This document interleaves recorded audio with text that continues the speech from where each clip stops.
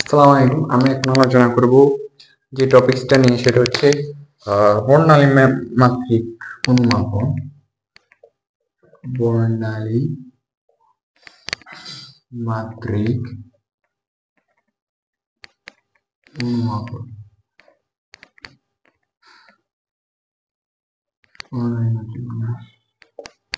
ঠিক আছে, এখানে বর্ণালী মাত্রিক অনুমাপন এটা হচ্ছে বিশ্লেষণী রসায়ন বা অ্যানালিটিক্যাল কেমিস্ট্রি। ঠিক আছে, এখানে যে মূল বিষয়টা সেটা হচ্ছে দ্রবণের আলোক ঘনত্বের ক্ষেত্রে যেটা হয় সেটা হচ্ছে মাপনের সাহায্যে যখন অনুমাপনের তুল্যতা বিন্দু নির্ণয় করা হয়, ওই পদ্ধতি হচ্ছে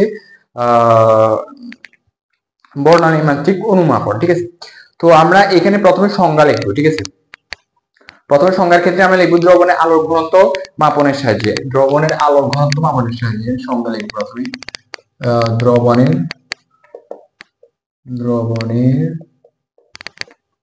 আলোক ঘনত্ব মাপনের সাহায্যে। ঠিক আছে, আচ্ছা, সাহায্যে অনুমাপনের তুল্যতা বিন্দু নির্ণয় পদ্ধতিকে বর্ণালী ভিত্তিক। আচ্ছা, তুল্যতা বিন্দু, এটা আমরা সংক্ষেপ করে লিখতেছি তুল্যতা বিন্দু নির্ণয়। ঠিক আছে, নির্ণয় পদ্ধতি। ঠিক আছে, তুল্যতা বিন্দু নির্ণয় পদ্ধতি। ঠিক আছে, এখন আমরা আসি মূল বিন্দুতে, মূলনীতিতে। কোন একটি দ্রবণের মধ্যে যদি এক বর্ণী আলোককে প্রবাহিত করা হয় তাহলে প্রবাহিত আলোক ঘনত্ব।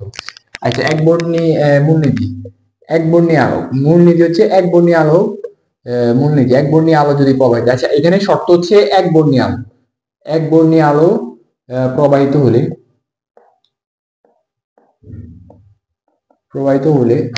হলে কি, এটা হচ্ছে কোন দ্রবণের মধ্যে, প্রথম হচ্ছে কোন দ্রবণের মধ্যে দিয়ে যদি এক বর্ণী আলো প্রবাহিত হয় তাহলে প্রবাহিত আলোকের ঘনত্ব,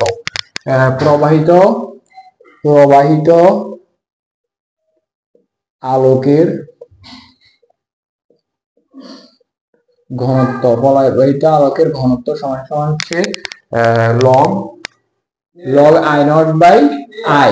ঠিক আছে, এটা হচ্ছে এরপর হচ্ছে epsilon equal to epsilon CL. ঠিক আছে, এরপর হচ্ছে I naught হচ্ছে আলোর তীব্রতা। ঠিক আছে, এখানে I naught যেটা, এটাকে আমরা বলবো আলোর তীব্রতা। এটা হচ্ছে I naught হচ্ছে আলোর তীব্রতা। সবকিছুই আলোর হবে, আলোর তীব্রতা। এরপর হচ্ছে এটা হচ্ছে আপতিত এটা হচ্ছে আপতিত আলোর তীব্রতা। ঠিক আছে, আপতিত আলোর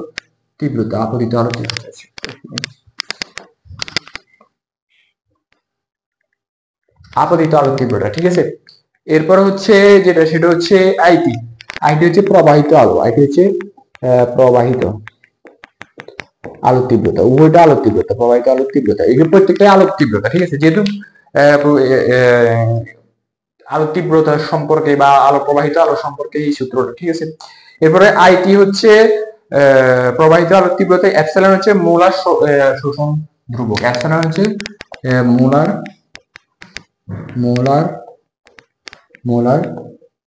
শোষণ ধ্রুবক। ঠিক আছে, মোলার শোষণ ধ্রুবক। আচ্ছা, মোলার শোষণ ধ্রুবক হচ্ছে এপসাইলন। এরপর সি হচ্ছে দ্রবণের ঘনমাত্রা। দ্রবণের ঘনমাত্রা। ঠিক আছে, দ্রবণের ঘনমাত্রা। এরপর হচ্ছে এল হচ্ছে পুরুত্ব। আচ্ছা, এল পুরুত্ব, এটা সবাই জানি আমরা। এটা হচ্ছে পুরুত্ব, ঘনত্ব বা পুরুত্ব। ঠিক আছে, এটাই। এরপর হচ্ছে এই যে সূত্রটা log I naught by I। আচ্ছা, প্রবাহিত আলোক তো আমরা এখানে আইটি লিখতে পারি। আইটি সমান, মূল সূত্রটা হচ্ছে আইটি সমান, আমরা আবার লিখতেছি log I naught by I। ঠিক আছে, এটা অনেক ইম্পর্টেন্ট একটা থিওরি মৌলিক বিশ্লেষণী রসায়নের ক্ষেত্রে। ঠিক আছে, আচ্ছা, এটা হচ্ছে মূল বিষয়। এরপর হচ্ছে বর্ণালী ভিত্তিক অনুমাপনে ব্যবহৃত সেলটি নির্দিষ্ট পুরুত্ব বিশিষ্ট হলে প্রবাহিত আলোক ঘনত্ব সংশ্লিষ্ট যৌগের সমানুপাতিক হবে। ঠিক আছে, এবং আয়তন বনাম দ্রবণের ঘনমাত্রা লেখচিত্র অঙ্কন করে তুল্যতা বিন্দু নির্ণয় করা হয়। আচ্ছা, তুল্যতা বিন্দু নির্ণয় করা হয়। এরপর হচ্ছে বর্ণালী ভিত্তিক অনুমাপনের সুবিধা। ঠিক আছে, আমরা সুবিধাগুলো বর্ণনা করি। এই যে বর্ণালী ভিত্তিক অনুমাপন, এটার সুবিধাগুলো বর্ণনা করি। সুবিধা কি? এক নাম্বার হচ্ছে আমরা আসি বর্ণালী ভিত্তিক বিশ্লেষণ বেশি সুবিধাজনক। ফটোমেট্রিক থেকে এটা হচ্ছে বেশি সুবিধাজনক। ফটোমেট্রিক থেকে বর্ণালী ভিত্তিক সুবিধা, ফটোমেট্রিক থেকে সুবিধাজনক জন। আচ্ছা আমরা বিস্তারিত লিখলাম না এখানে, বর্ণালী ভিত্তিক ফটোমেট্রিক থেকে সুবিধাজনক। এরপর হচ্ছে বর্ণালী ভিত্তিক অনুমাপনে নির্ভুল ফলাফল পাওয়া যায়। 2 নম্বর হচ্ছে নির্ভুল ফলাফল পাওয়া যায়। নির্ভুল ফলাফল পাওয়া যায়, নির্ভুল ফলাফল পাওয়া যায়, নির্ভুল ফলাফল পাওয়া যায়, ঠিক আছে, এটা হচ্ছে একটা। এরপর হচ্ছে উচ্চ রঙিন দ্রবণের ক্ষেত্রে এটি খুব কার্যকরী।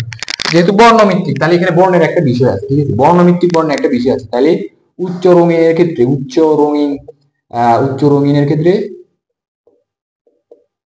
কার্যকর, মানে দ্রবণ আর কি, যাই হোক কার্যকর,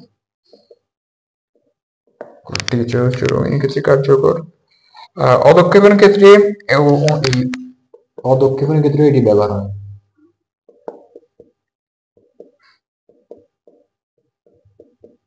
ক্ষেত্রেও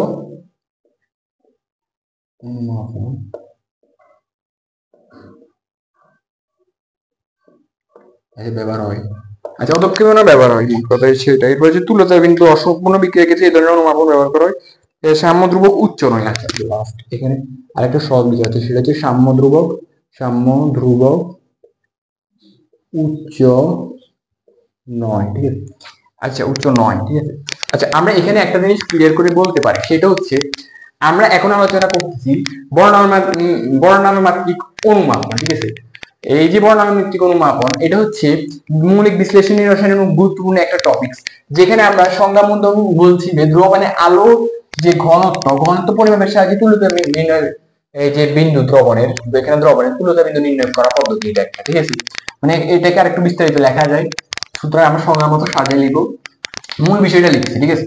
এখন যদি কোনো দ্রবণের মধ্যে, যেমন এখানে আমরা সাজিয়ে লিখতে পারি, কোন দ্রবণের মধ্যে এক বর্ণীয় আলোক প্রবাহিত হলে, ঠিক আছে, এবং প্রবাহিত যদি রশ্মি যদি আই, ঠিক আছে, প্রবাহিত রশ্মি যদি আইটি হয়, ঠিক আছে, আইটি হয়। আচ্ছা এটা অনেকটা এর মতো হয়ে যায়, আইটি আইটি ঠিক আছে, আইটি হয়, তাহলে ঘনত্ব log I naught by I epsilon C L, ঠিক আছে, এপসাইলন সি এল, তাহলে আইটি ইজ ইকুয়াল টু কি log I naught by I is equal to epsilon C L. তাহলে এখানে আই নট হচ্ছে তীব্রতা, আপতিত আলোর তীব্রতা, আইটি হচ্ছে প্রবাহিত আলোর তীব্রতা, এপসাইলন হচ্ছে মোলের শোষণ ধ্রুবক, ঠিক আছে, সি হচ্ছে ঘনমাত্রা, এল হচ্ছে পুরুত্ব, ঠিক আছে, এল হচ্ছে পুরুত্ব, তাহলে মানে দ্রবণের পুরুত্ব, আর এল তো আর আলোর পুরুত্ব হবে না, নিশ্চয়ই অবশ্যই দ্রবণের পুরুত্ব হবে। তার মানে এবার আমরা ফটোমেট্রিক সুবিধার বর্ণনা করি। দেখো সুবিধার ক্ষেত্রে যেটা আছে সেটা হচ্ছে বর্ণালী ভিত্তিতে হচ্ছে ফটোমেট্রিক থেকে সুবিধাজনক, এবং নির্ভুল ফলাফল পাওয়া যায়, অধিক নির্ভুল ফলাফল পাওয়া যায়, এবং উচ্চ রঙিন দ্রবণের ক্ষেত্রে অধিক কার্যকর হচ্ছে বর্ণালী ভিত্তিক বিশ্লেষণ। এরপর হচ্ছে অদক্ষেপণের ক্ষেত্রে অনুমাপন ব্যবহার করা হয়, এবং সাম্য ধ্রুবক উচ্চ নয়, ঠিক আছে, সাম্য ধ্রুবক কি নয়, উচ্চ নয়, তাহলে এটা হচ্ছে বর্ণালী ভিত্তিক অনুমাপন। তাহলে আমাদের ক্ষেত্রে যে প্রশ্নটা, মানে এক্ষেত্রে যে প্রশ্নটা সেটা হচ্ছে বর্ণালী ভিত্তিক অনুমাপন ব্যাখ্যা করো এবং এর সুবিধা বা অসুবিধাগুলো উল্লেখ করো। আচ্ছা এখানে আমরা অসুবিধা আলোচনা করিনি, আমরা শুধু সুবিধাগুলোই আলোচনা করছি, যেহেতু এখানে বর্ণালী অনুমাপনের ইয়েটা আসছে, সুতরাং আমরা এটা ক্লিয়ার হয়ে গেলাম যে বর্ণালী ভিত্তিক অনুমাপন, ঠিক আছে।